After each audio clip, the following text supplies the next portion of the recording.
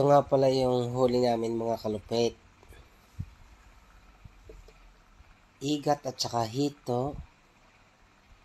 Marami po yan. At saka igat pa uli. Pero binukod po namin ang malalaki. Iba po ang size niyan. Yan.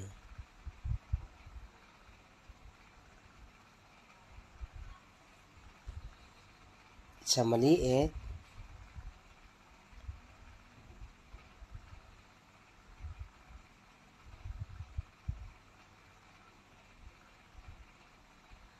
ito po yung nahuli namin. Sarap po yung ginataan. Sarap. At yan, may hipon. Hipon Tagalog po yan. Dito po lang sa amin